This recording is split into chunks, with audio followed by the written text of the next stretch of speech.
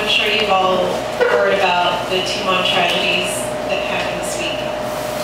I initially did not want to do anything. In fact, I don't want to do anything ever. I've been coming to these every week, and I don't, I'm on TV every day. Why do I need to be here? So I'm going to read a column written by Marvick, my mentor. There's a column in the Mariana's Variety called Flights, and it comes out every Friday. By the way, she's a very stellar journalist. She's been in the industry. She's survived many attacks in the Philippines. Okay, so just a little backstory to this column that Marvick wrote. I was covering the Jake Tenorio and Zach Tenorio case, and I was having a difficult time with it. It was affecting my personal life, and I was really depressed. And I asked Marvick if it was normal. And this is the column that came out of that conversation. It's called We Weep Too. Last week, PNC reporter Janela Carrera called me to share her sense of discomfort. I feel sad for the family. I feel sad for both brothers, especially for the dead one. It is depressing. Is it normal to feel depressed about a story you're covering? She asked. Well, you're human, I replied, maintaining a sense of detachment, but we're journalists, not Oprah. And being an ace journalist that she is, Janela managed to find a balance between her reporter self and her human self. She wrote excellent stories that developed a life of their own. During the same week, MVG reporter Geraldine Castillo confided that she was reluctant to interview members of the ill-fated family. They are grieving, and I feel uncomfortable intruding into their privacy. Unfortunately, I told her, half seriously, half jokingly, we are in a cruel business. We are nosy creatures. Early on in my career, I was exposed to old-school, callous editors, the heartless ones who saw people as nothing but news.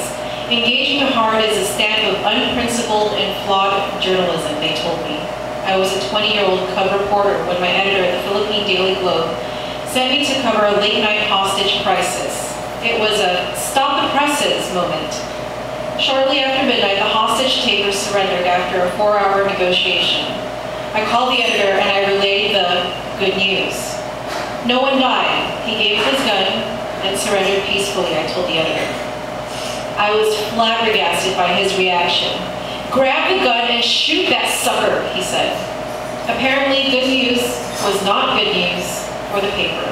A peaceful, death-free hostage negotiation was not page-1 material and didn't deserve to stop the press.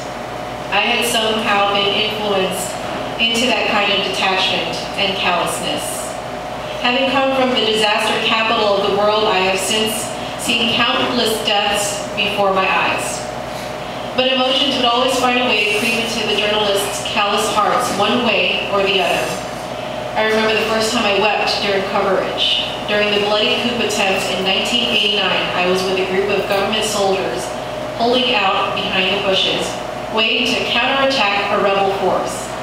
A rebel tank rolled in. A government soldier shot his bazooka. He was precise. He cheered. The rest of us joined in the cheering. When things eventually settled down, we checked the tank and found out that the driver was the shooter's own brother. He wept. So did I. It was the most painfully disturbing sight I've ever seen.